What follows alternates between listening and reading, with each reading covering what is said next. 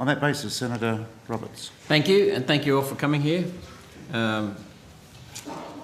Dr. Murphy, can we call Atagi in future to hearings? Senator Atagi has appeared in the past and appears at the COVID committee. The chairs are very happy to be called if requested by the committee. All right, thank you. What is the structure? Where does Atagi fit relative to other government departments, say your department in particular, and also TGA? So Atagi is a ministerial advisory committee which advises the Minister for Health, and it's appointed by the Minister for Health or by government on the advice of the Minister for Health. So it's a cabinet level appointment of the members. So it advises the Minister for Health on vaccine program matters. So whilst the TGA does the regulatory approval, Atagi provides advice on which vaccines should be given to which populations at which time, and it provides a lot of technical information, including the Australian Immunisation Handbook, which is a very complicated document that describes all the aspects of every vaccine. So it doesn't have a role. Government may choose to accept or not accept its recommendations, but successive governments have taken the view that they are best guided by this expert technical advice on implementing vaccination programs. So in pre-COVID, they had a very important role in the National Immunisation Program, for example. So the National Immunisation Program, a vaccine might be presented to TGA, get registered, then go through a Pharmaceutical Benefits Advisory Committee process to test its cost effectiveness, and then Atagi would say which populations they believe this vaccine should be given and what circumstances or precautions should sit around it. Thank you. So every country has one of these things. They're called NITAG in the UK. They all provide a supplementary and complementary role to the regulation of the TGA. So my last question thank you for that. My last question on Atagi is we've had a lot of constituents come to us and say, what happened to informed consent, particularly nurses? Nurses are saying we make sure diligently that people are given informed consent before they have a surgical procedure or a medication, and yet we're being coerced, in some cases forced to have an injection, and we don't consent. So Senator, the COVID vaccine program throughout has been on the principle that every vaccine dose administered should be accompanied by properly informed consent. We've provided consent forms to all vaccine providers, and it's our expectation that informed consent is obtained before each dose of vaccines, and those discussions are held. In fact, we've funded extra MBS items for doctors to have in-depth consultations to help with that informed consent process, and no Australian citizen is forced to have a vaccine. Certainly under the public health mandates, people can choose if they want to continue working, for example, as a residential aged care worker. They may not be allowed to continue that role without being vaccinated in a state and territory public health order, but no one is compelled to have a vaccine in Australia. Well, when a person has 2 kids to feed and she's a single mother and she's a nurse, her option is to keep feeding the kids only through getting an injection. And she's very caring for patients, whether it be aged care or in a hospital or a doctor's practice. A lot of people, I've seen so many nurses in tears because of this. Well, certainly, Senator, we would encourage those nurses to have a discussion with their colleagues, with doctors. Most nurses accept the evidence that the benefit of these vaccines massively outweighs the risk. It's in their interest to protect their patients, it's in their interest to protect themselves and their children. So I would say to that nurse, come talk to someone, don't listen to anti-vaxxer nonsense, listen to someone who can tell you how effective and safe these vaccines are. Well, Dr. Murphy, I didn't bring up anti-vaxxers. These people are not anti-vaxxers. These people are concerned about this particular vaccine, and they're, in some cases, terrified of it. And they're hospital workers. They've talked to doctors, and I've talked to doctors myself. very eminent doctors, and they're concerned about the consequences of the vaccine too, this particular vaccine. Well, certainly, Senator, there is no evidence to support those concerns. There is absolutely no evidence that mRNA vaccines or adenovirus vaccines are any more risky than conventional protein-based vaccines. The big difference we've seen with these vaccines is how quickly they can be developed and how effective they are. There's now huge real-world experience with these vaccines, and if they were causing those things that some people might express concerns about, we would have seen it now. Okay, thank you. I'll put the rest of the questions for Atagi on notice. Moving to the TGA, we heard the figure this morning from you, $8 billion has been spent buying the vaccines. And treatments. Thank you. A minor portion of that being in treatments. How much has the government spent in total on the research and development of COVID-19 vaccines in Australia? Yes, I can get someone to come and, I think the Schofield's here. I can look this up. I think I've got that here.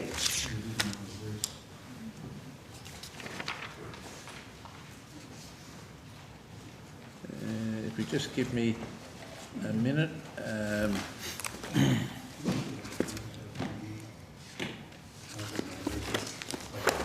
So $96 million has been made available through the Medical Research Future Fund for COVID-19 research. That includes a broad range of areas such as vaccine research, antivirals and other health system preparedness. That research has contributed to the knowledge of COVID, including clinical care, outbreak management, new treatments and immune response. So the Australian government has also developed, given $231 million to CSIRO and the Australian Centre for Disease Preparedness to underpin Australia's capacity for vaccine development to support fast tracking of COVID-19 treatment.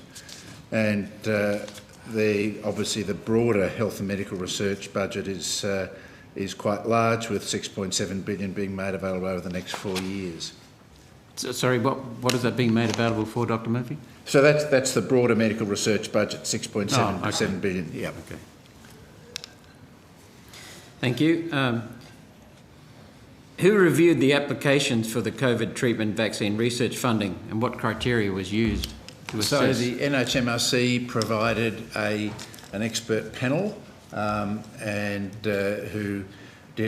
had no conflict of interest. If any member had a conflict of interest, they recused themselves from that panel. I think Senator Patrick has asked on a number of occasions about that process, and we have questions on notice coming back to the Senate to provide in-camera identity of the members of those panels. It's not normal for the NHMRC to publicly release the names of independent reviewers. It's not been the practice in any NHMRC grant process, but because the committee has asked, we will be providing them in camera on notice. Thank you. I should say the expert panel included a number of international experts as well. Were any of the approved candidates for funding the University of Queensland, CSL or the Coalition for Epidemic Preparedness Innovations? So University of Queensland has been supported in its vaccine development and Coalition for Epidemic Preparedness has received Australian government money in the past. They're not a vaccine. They have been part of the Gavi COVAX facility, and the Australian government has supported that in two ways, both in the advanced market commitment, which is for low-income countries, and we've also been in the high-income buying group, as it were, approach to have access to vaccines, which was a redundant mechanism we had, as well as our original vaccine purchases. Can you tell me how much those three entities, University of Queensland, CSL and CEPI... Well, CSL is complicated, Senator, because we've entered into a vaccine supply agreement for the AstraZeneca vaccine. They have been... there's not so much a research and development contribution. Part of our deal to purchase the AstraZeneca vaccine was to have it manufactured on shore. We separately contracted with CSL as well as the AstraZeneca company to manufacture that vaccine, and that's commercial in confidence, but we can certainly provide information. I'll get someone to provide for you the University of Queensland. If you could tell me the performance criteria. Sorry, I've got the University of Queensland data. So the University of Queensland received $8 million from the Medical Research Future Fund. That was towards their effective, but for reasons we've explained earlier here, discontinued stabilised spike vaccine. That was $8 million. They also received some funding for a clinical trial of a range of therapies known as ASCOT. Okay, thank you. Let's move to TGA. You have Sorry. 4 minutes remaining. Okay, thank Senator you. Roberts. The TGA, as I understand it, is funded by fees imposed on the pharmaceutical companies that it regulates. Is that correct? Largely, about 85% of the way. The other 15% comes from a range of government sources. Okay.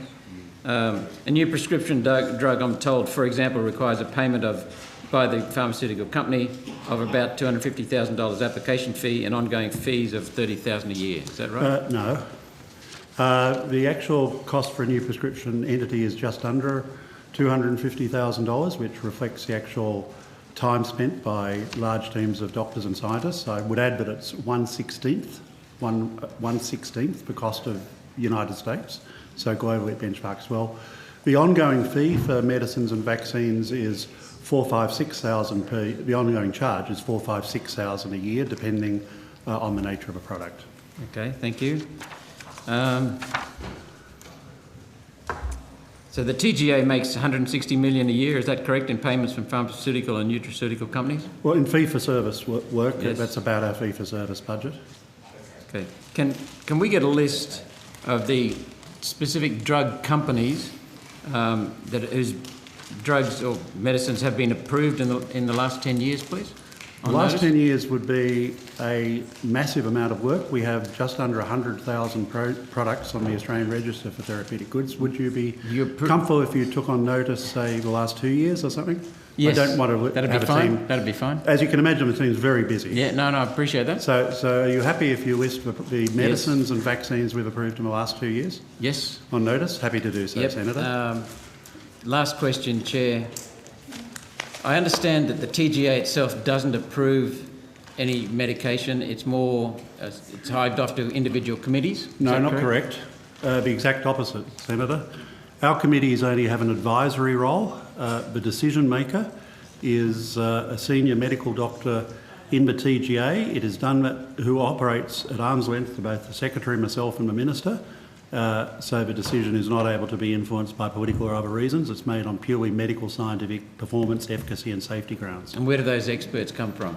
Sorry, you mean our staff or the committees? No, the committees, sorry. So we are advised by committees. So, for example, if we have a cancer drug under evaluation, we'll get 3 or 4 of the top oncologists in the country. We check from the conflict of interest. They can't say I've consulted to the company who's put the submission in. So we do a formal call for members of the committees. In fact, we've just closed a call. They are ministerial appointments. So the minister is given a long list of names and he chooses a number of committee members. We also bring in specialist advisors. So, for example, we might have 2 oncologists on a committee, but if it's a cancer drug, we might bring in 2 oncologists who might have special expertise in liver cancer, if it's a liver cancer drug. Do you have a process of checking for conflicts of interest? Oh, extremely rigorous, and we're happy to share that on notice with you. Yeah. And not only is it a general process that's asked at the time of appointment to a committee about conflict in interest in general, it is a question that's asked at every single meeting. So if, say, someone joined a committee in 2018, but for some reason they've done consulting for CSL last year, they have to declare that, and I would imagine and again it's the chair's prerogative, but I imagine they would be recused from the decision or the discussion. Okay. So it happens at every single meeting. Thank you, But Chair. we're happy to share the documentation and guidance I would appreciate that. Yeah. Thank you very much, Senator.